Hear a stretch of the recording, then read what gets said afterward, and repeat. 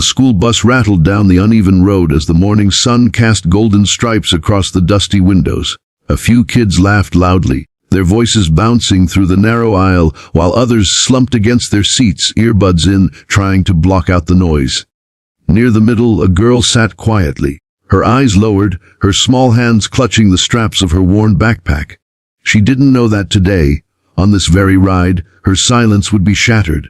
Because the moment a cruel hand grabbed her neck, squeezing in mock dominance, the entire bus froze. And what none of them knew was that her father, a decorated SWAT officer, was sitting just rows behind, watching every second. What happened next would change every single life on that bus. Her name was Lily, 16 years old, slim, soft-spoken, and always carrying books she borrowed from the local library. She wasn't invisible, not really. People noticed her, but they didn't notice her in the way she wished. To most of the kids on the bus, Lily was the quiet girl, the one who never fought back, never spoke up, and never raised her voice above a whisper. And to a certain group of boys, that made her the perfect target. Every day, they taunted her. They made jokes about her oversized glasses, her second-hand clothes, and the way she stuttered whenever someone suddenly demanded her attention. Sometimes, they tossed her notebooks down the aisle. Sometimes, they blocked her way when she tried to get off. And sometimes they whispered cruel words in her ear as she passed, the kind of words that burrowed into her chest and stayed there all night. Lily's father, David, had recently returned from a grueling mission overseas. A SWAT officer with years of training, he'd faced situations that would break most men, but nothing broke him more than the tired look in his daughter's eyes when she came home from school. He noticed the way she smiled less, how her laughter had disappeared, and how her shoulders seemed to sink under the invisible weight she carried. He asked her many times, "Lily, is someone bothering you?" But she always answered the same way, "No, Dad, I'm fine." She didn't want to worry him, didn't want him to step into her world and make things worse. That morning, however, David decided to ride with her.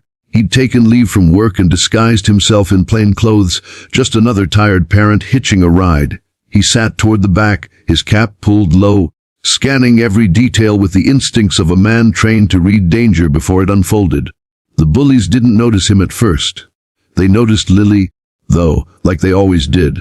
One boy, taller than the rest, with a cocky grin plastered across his face, strutted down the aisle.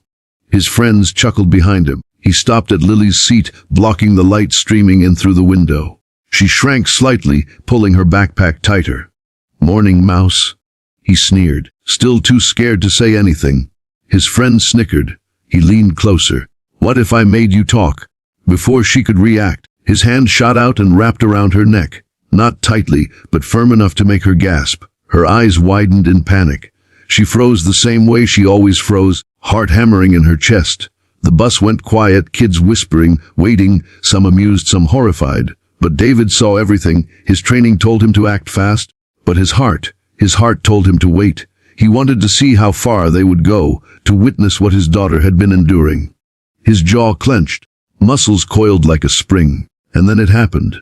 The boy squeezed harder, and Lily's books slipped from her lap, scattering onto the dirty floor. A faint whimper escaped her throat. That sound was enough. David stood. His shadow stretched long down the aisle. The bus driver glanced in the mirror, startled by the sudden movement. The bullies turned, and for the first time, fear flickered in their eyes. "Let go of her." David's voice cut through the bus, low and dangerous. Not loud, but heavy, the kind of voice that made even grown men freeze. The boy released Lily instantly, his hand trembling. But David wasn't finished. He walked slowly down the aisle, every step deliberate. The silence was so deep, the hum of the engine felt deafening. He stopped directly in front of the boy, looking him dead in the eyes. "You think you're tough?" David asked. "You think grabbing a girl by the throat makes you a man?" The boy stammered, words failing him. His friends shrank back, suddenly very small. David bent slightly, close enough that only the boy could hear the steel in his tone. "You just touched my daughter. My daughter. And you did it with me sitting 10 feet away." He paused, letting the weight of his words sink in. "Do you know what I do for a living?" The boy shook his head, barely breathing. "I protect people. I take down men twice your size who think they can hurt the innocent. And right now, you remind me of them." The boy's face drained of color. David straightened, turning to the rest of the bus. This ends today. You hear me? Every single one of you who laughed, who watched, who did nothing. You're part of the problem, but you'll also be part of the solution. Because after today, things will change. My daughter will walk onto this bus with her head held high, and no one will ever put their hands on her again. The bus was silent. The boy lowered his head ashamed.